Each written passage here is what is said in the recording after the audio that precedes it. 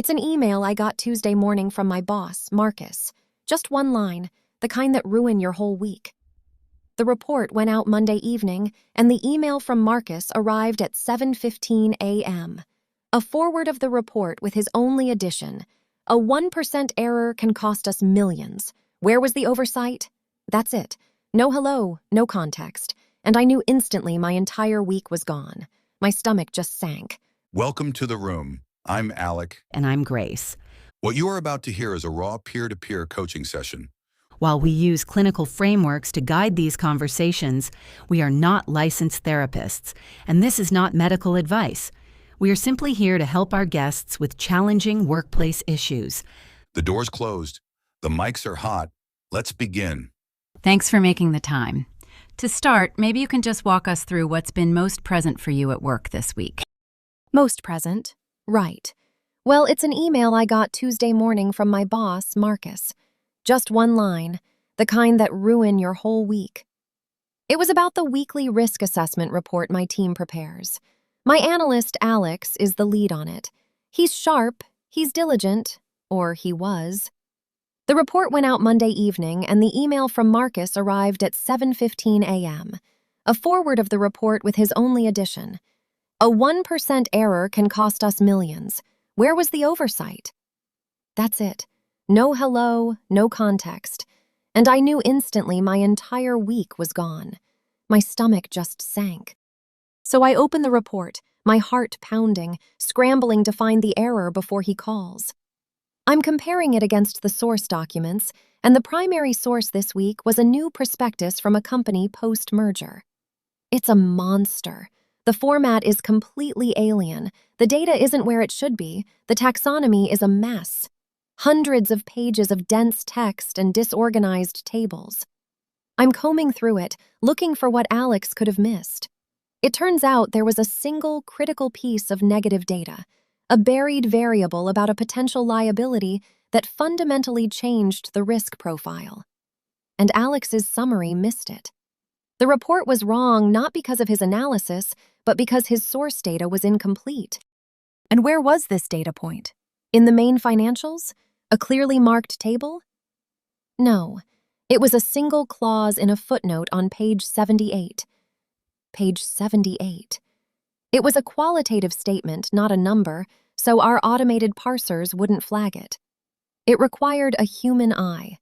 And Alec's human eyes, I have to assume, were exhausted. The thing is, Marcus is right.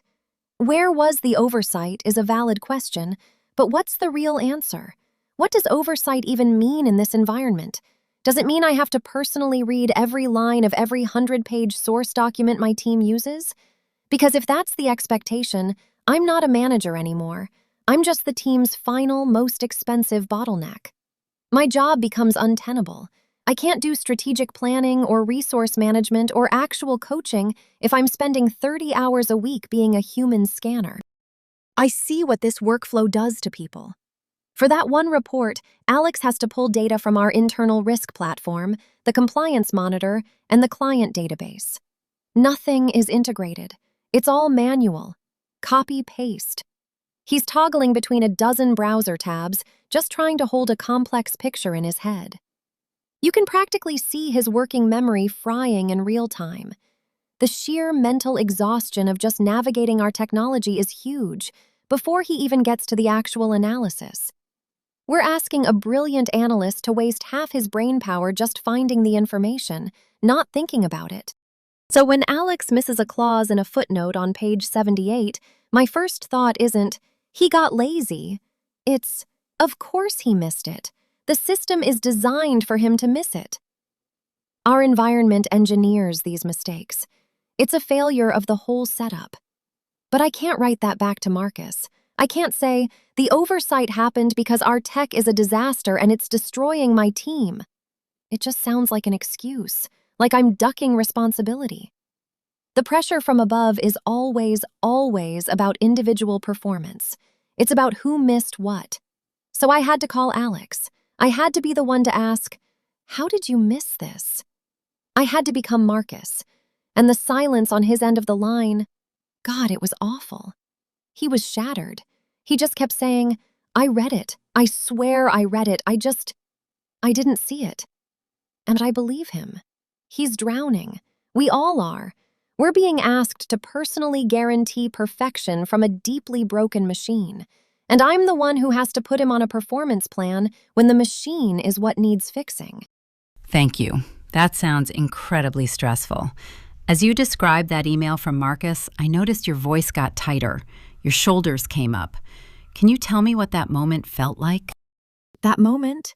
It's the physical sensation of a trap closing. The tightness is being held responsible for a chain reaction I can't stop. It's never just the email. It's the whole setup, the constant low-grade dread, knowing the next disaster is already in motion, and my job is just to wait for the explosion. I manage good people, smart people. I watch the light go out of their eyes. They're drowning. I'm asking them to perform neurosurgery with a butter knife in the dark. The tech fights them every step. I stood behind Alex a few weeks ago. 7 apps, 2 monitors, none of them talk. He switched screens 47 times in 5 minutes. 47. His working memory wasn't just fried, it was gone. He's not analyzing risk, he's playing high-stakes digital whack-a-mole. And when someone inevitably misses something, a footnote, a transposed number, it's never the system that gets questioned. Marcus doesn't call IT. No, it's my oversight, my team, my neck, every time. It's this impossible contradiction. Leadership preaches empowerment, but my reality is clearing operational landmines they refuse to see. I'm supposed to guarantee flawless output from a flawed machine. And when it breaks, they don't blame the engineers, they blame the operator holding the controls. That email was the machine shuddering, knowing I'm the one getting thrown from the cockpit. It's the feeling I'm failing my team. I hired Alex. I saw his potential. Now I'm watching him get ground down. I have to be the one to talk about attention to detail, knowing his attention isn't the problem. We're demanding impossible vigilance in an environment hostile to focus. So that tightness is also shame. Shame that I'm about to put a good man on a performance plan for a failure that isn't his. What you're describing is a classic architectural problem. We see this pattern consistently in organizations that have underinvested in their operational infrastructure while increasing data complexity. Your gut feeling is not an excuse, it's an accurate diagnosis. Your team's analytical capacity is a finite biological resource, and it's being squandered on navigating a fragmented tech stack. The context switching you witnessed is likely consuming upwards of 40% of your team's cognitive budget before they even begin their core task. This isn't a personal failing, it's a systemic failure of cognitive ergonomics. What you're seeing with Alex is alert fatigue, a neurological habituation. When a system generates hundreds of low-fidelity alerts, the brain learns to treat all signals as noise. It's a biological defense mechanism. He isn't being negligent, his brain is being conditioned to tune out the signals. The organization is trying to patch this architectural flaw with individual resilience, which is inefficient and irresponsible. The financial incident analysis system shows over 60% of these incidents are slips and lapses caused by an overburdened working memory. My mandate isn't to fix your people, it's to fix the architecture setting them up to fail. This is a design problem. So, if I'm hearing this right, 2 stories are happening at once, and they're both true.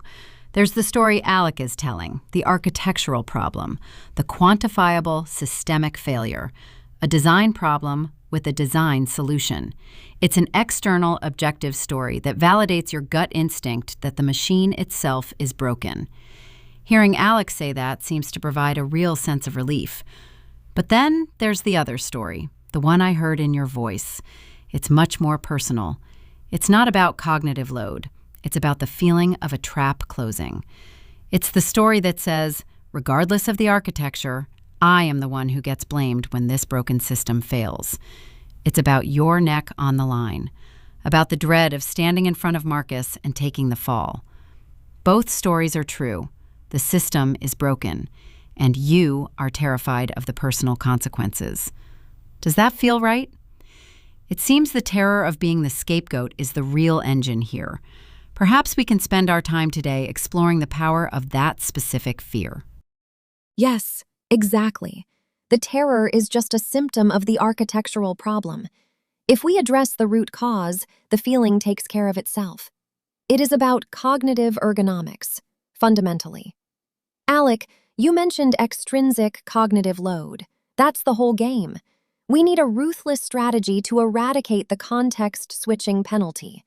A single pane of glass interface would solve 60% of these slips and lapses overnight. It's not debatable. If Alex had all relevant data streams synthesized into one view with material changes flagged automatically, the idea of him missing a footnote becomes absurd. The variable is no longer buried. We need better information design to surface these risks before they become landmines. We're asking people to be human control plus F functions across a mountain of unstructured data. The solution isn't therapy for the terror, it's platform engineering. We need a system that respects human cognitive limits instead of punishing them. If I can present Marcus with a business case that ties platform investment directly to error reduction and quantifiable risk mitigation, the personal terror becomes irrelevant. The problem is no longer me managing a flawed human, it's us implementing a robust workflow. Quick question. When an analyst on your team misses a critical alert, do you put them on a performance improvement plan or do you audit the system? Your team doesn't need another mindfulness seminar. They need cognitive ergonomics. Meet Alec, the AI chat agent positioned as your system-centric management coach. Alec doesn't teach soft skills. It trains you to eradicate the context-switching penalty and deploy structural frameworks that respect biological human limits. Stop absorbing the friction of a broken architecture. Rebuild it. Use Alec for a free trial at consultalec.com. That's consultalec.com. That is the correct strategic framing. You're moving from a reactive, people-centric model of risk management to a proactive, system-centric one. A pilot is the ideal entry point. We'd start with a cognitive systems analysis of your team's workflow. We don't just map steps, we quantify the cognitive load at each stage, using the finance taxonomy to classify the errors each friction point generates. Your single pane of glass concept is the core of a platform engineering initiative. The goal is to create what we call meaningful friction, slowing down key decision points to encourage deliberate thought, while eliminating the meaningless friction of navigating disparate UIs. The business case is direct. Every hour your team wastes on context switching is an hour they aren't doing high-value analysis. We can put a hard dollar amount on that.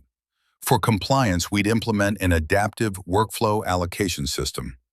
Instead of every alert hitting every analyst, an AWA model would use machine learning to pre-assess threat probability and route high-confidence alerts to the most available, least fatigued analyst. It treats human attention as a critical, fluctuating asset to be managed with precision, like capital.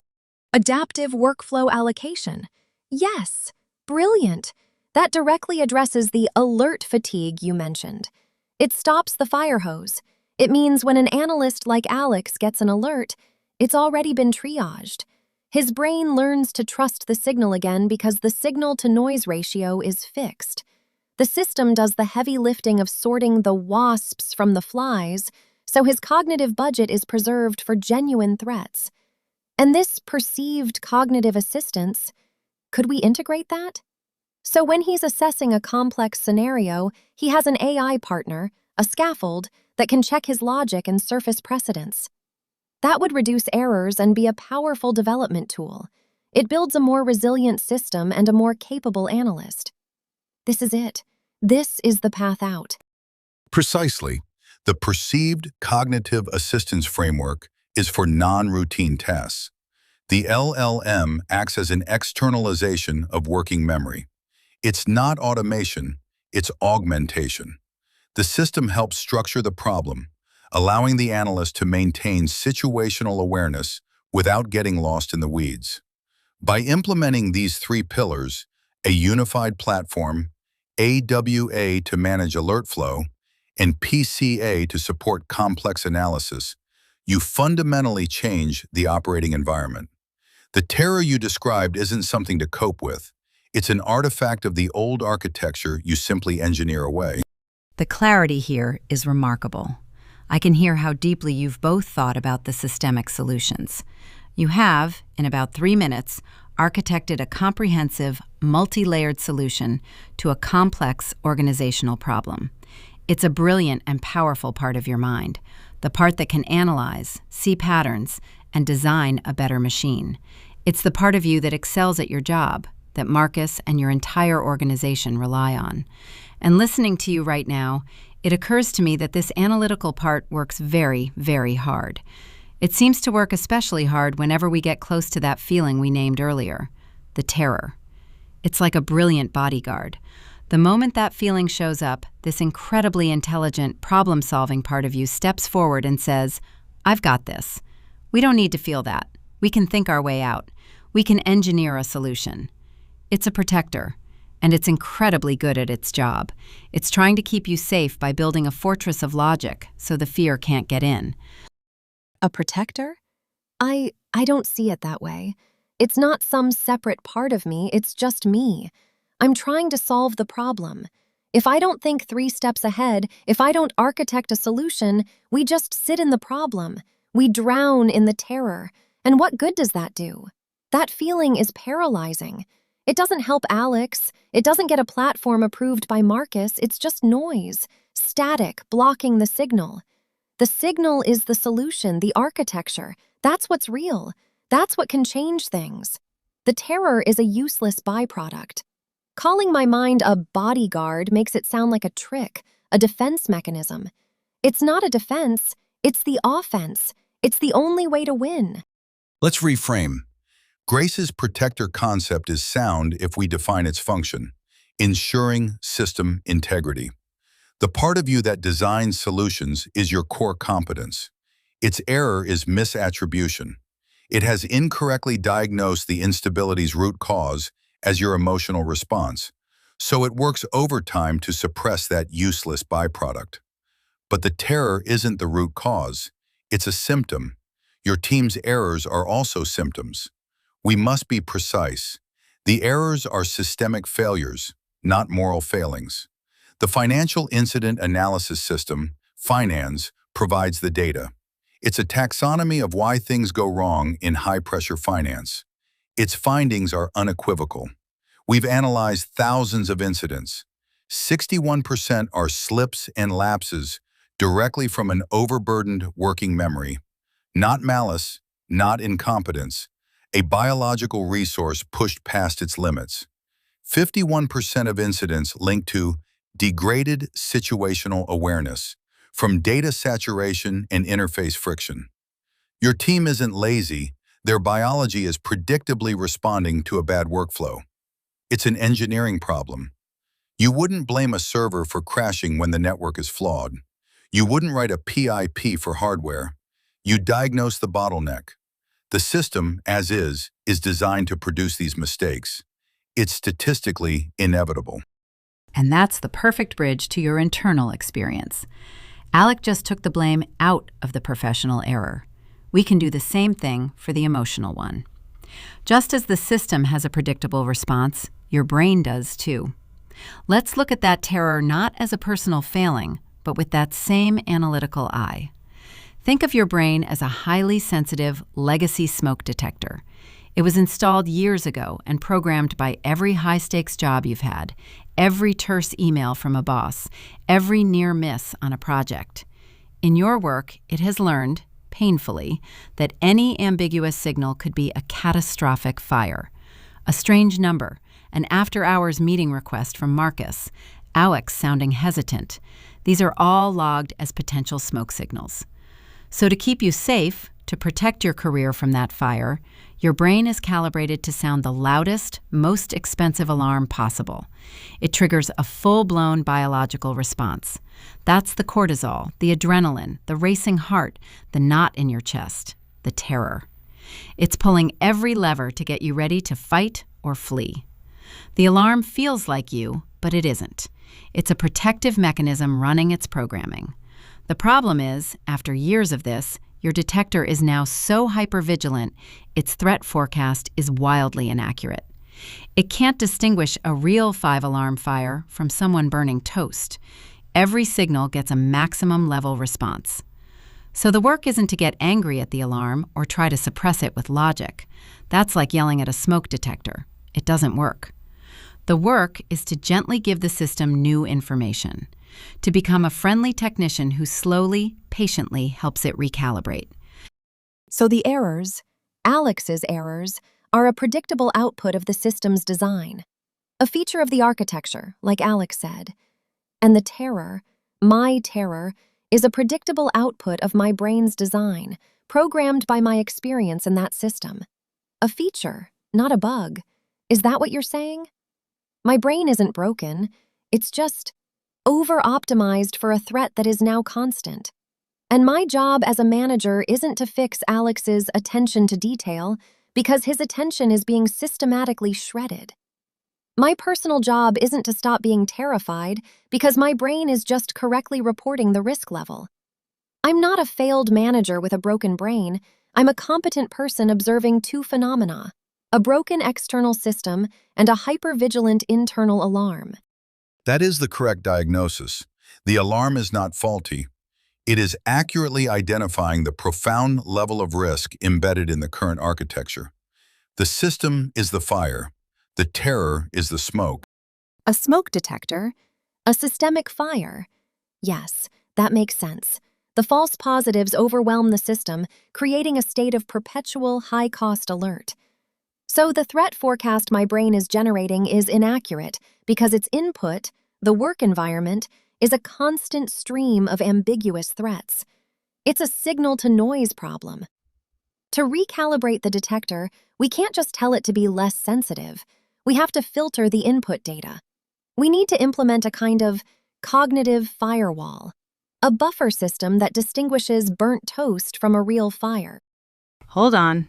Pause on that thought. I hear the solution builder, and it's brilliant. But just for a second, let it go. Check in with your body for me. What physical sensations are you aware of? Physical sensations? I don't know. I'm thinking, processing what you and Alec said. I'm not really feeling anything physical. I'm sitting in a chair. The room's fine. I'm fine. I know it's an unusual request. The analytical part of your mind is so powerful, it takes up all the bandwidth. Let's see if we can borrow a tiny bit. You don't have to find anything special. Just let your attention scan through your body. I guess my shoulders are tight, but they're always tight. That's just my baseline, the price of admission for this job. I think I carry all the team's deadlines right there. It's not a sensation, it's a permanent state of being. Okay, shoulders are tight. Thank you for noticing. It may be a permanent state, but let's just treat it as new data. Stay with it. What's the quality of that tightness? If you had to describe it to someone who has never felt it, what would you say? It's heavy. Yes, it feels like I'm wearing a lead-lined blanket, or one of those X-ray vests from the dentist. A weight pressing down from the base of my neck out to my shoulders. It's dense, solid. It's been there so long I don't notice it most days. A dense, heavy weight, a lead-lined blanket, a powerful description. Thank you. Just let it be there. We're not trying to change it. Just notice. Now, let your attention keep moving down. From that heavy weight, move into your chest. My chest is different. It's not heavy like my shoulders. It's humming, a low-frequency buzz. And my breathing is shallow. Okay, a low-frequency buzz and shallow breathing. Stay with that for me. Where is the buzz? It's in the center, right in my sternum. It feels like a band tightening around my ribs, but it's also hollow. That doesn't make sense. How can it be tight and hollow? A knot made of nothing. It makes perfect sense. Tight and hollow. A knot made of nothing. You're just reporting the raw data from your body. That's exactly it. This is crucial information. Now, let's connect this to what we discussed before. That 5-alarm fire. That legacy smoke detector screaming about a catastrophic threat. Where does that live? In the lead blanket on your shoulders? Or in that tight, hollow, buzzing knot in your chest? The knot. Definitely the knot. The weight on my shoulders, that's just the chronic fatigue, the cost of doing business. But the alarm, the real terror, that's the knot. It's right there. The signal isn't in my head, it's in my chest. It's a knot in my chest. And when I focus on it, when I let myself feel it, it's the exact same feeling I get when an email from Marcus lands in my inbox after 7 p.m. That sudden cold drop. The immediate certainty that something has gone catastrophically wrong and I've missed it. My whole body just clenches, bracing for impact. That knot is me, bracing, all the time. The physical form of bracing for impact. Thank you. When else do you feel it? What other impact is it waiting for? This morning. I felt it this morning. On our team check-in, I was looking at Alex, just watching his face on the screen. He's a good person. He's smart. He works so damn hard to keep his head above water in this flood we call a job. He's exactly who I should be championing. And all I could think, the only thought in my head as he gave his update was, your next mistake is the one that ends my career. I looked at this person I'm supposed to be developing, who I'm supposed to lead, and I saw a threat, a variable I couldn't control, a landmine, and the knot in my chest got so tight I couldn't breathe. I turned my camera off for a second, afraid they'd see it on my face. I felt disgust at him for being a risk, and then a wave of shame at myself. It's not about cognitive load, is it? Not the tech stack or extrinsic demand. That's just the weather. This knot. It's not stress. It's terror. I am just so terrified, all the time. Terrified of failing, of being found out as the one who couldn't handle it. Terrified of the one-line email from Marcus that finally says, "We found the point of failure. It's you." I built this entire intellectual fortress around that feeling, this theory of system design.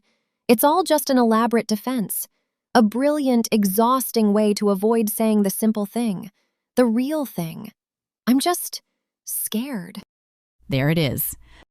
That's the raw data, not the story about the system, not the brilliant analysis of cognitive firewalls, not the lead blanket of exhaustion on your shoulders.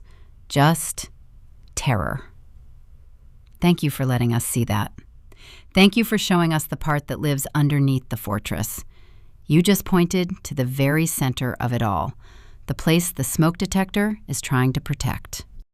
I've spent years not looking at it, decades, building better arguments, designing better systems, getting another certification. I thought if I could just solve the architectural problem, the feeling would go away. I thought I could engineer my way out of fear. But it's always there, waiting. That knot, it runs everything. It's the ghost in the machine. It's why I write those long, defensive CYA emails. It's why I dread my one-on-ones with Alex. It's why I wake up at 3 a.m., heart pounding, rehearsing how I'll explain an error I haven't even made yet. It's not the workload. It's the terror of what happens if I drop one ball. Grace. And it has been working so hard for so long to keep you safe from that. That terrified part of you is just trying to do its job, screaming at you to pay attention because the stakes feel so existentially high. It's not an enemy to outsmart. It's not a malfunction to fix. It's a signal from the very oldest part of your brain, a pure, powerful, completely understandable signal. And you just listen to it. For what sounds like the first time in a very long time, you let the signal come through without analyzing or fixing it. You just heard it. Okay, that was a profound moment. Let's stay here with it, carefully, without letting it become a flood. Do something very simple for me. Can you feel your feet on the floor? Just notice the sensation of them inside your shoes, the solid ground underneath. Press down a little. Okay, I can do that. Good. Now, let's take one breath together.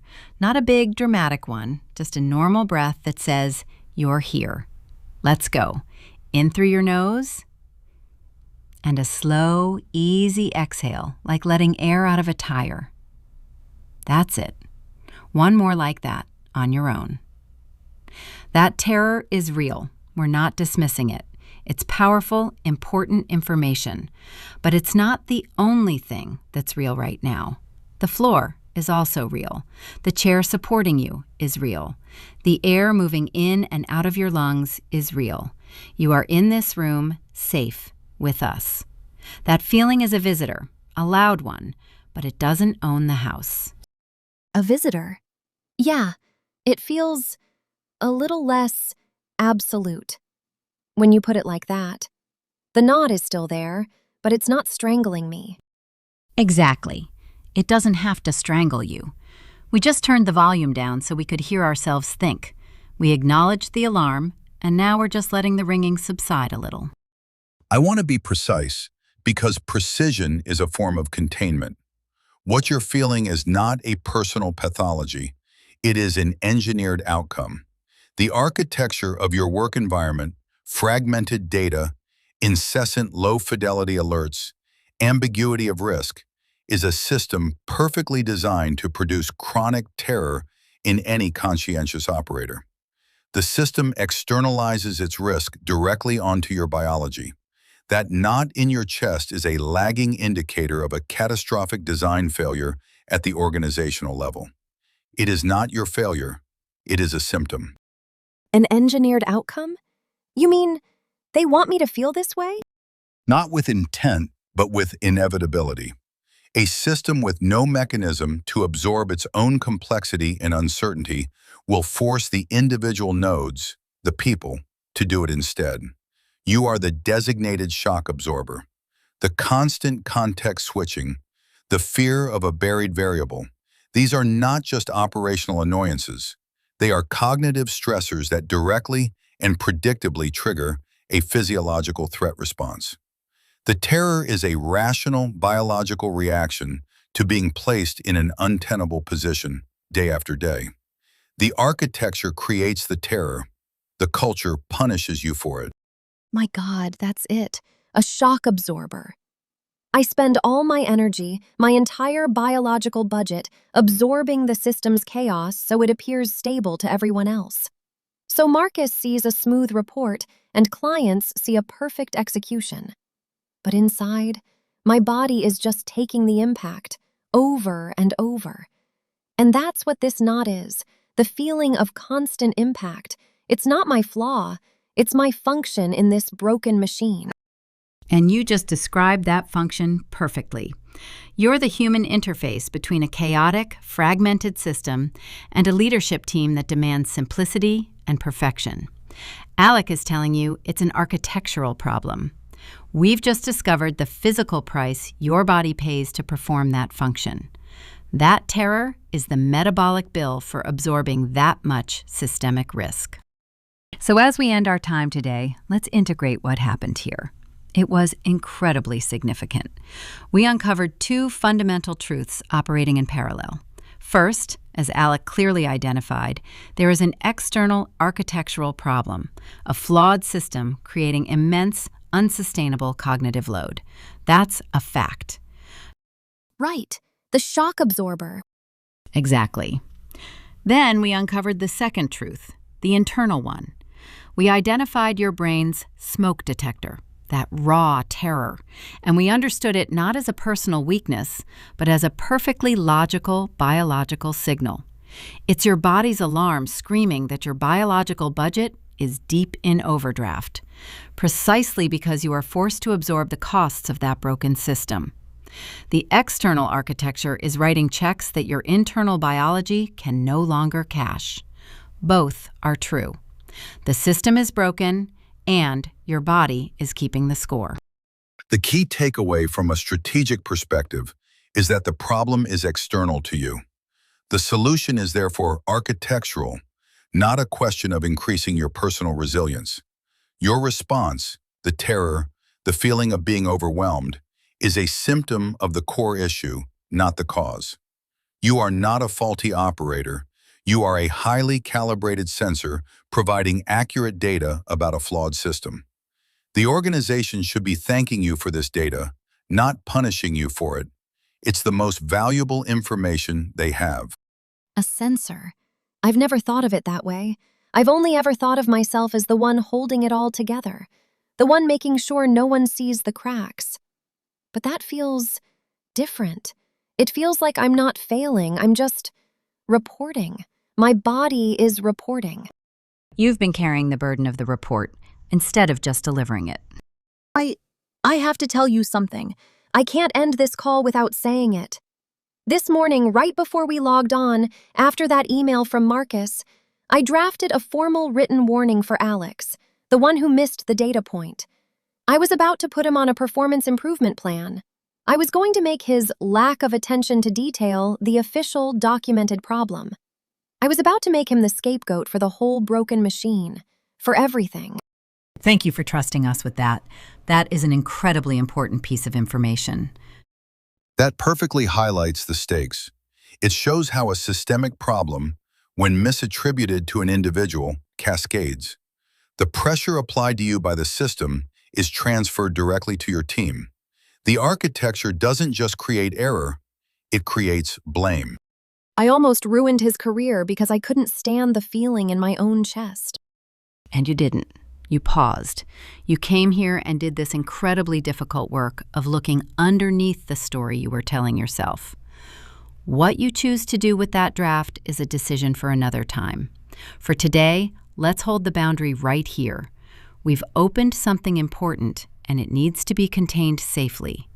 Let's make that, the pressure to transfer blame versus the courage to identify the real problem, the very first thing we discuss next time. For now, just acknowledge the work you did. You stayed. You looked at the terror. You found the truth. That's more than enough for one day. If you are managing a team in a high-stakes environment, like finance, compliance, or cybersecurity, chances are you are physically and mentally exhausted.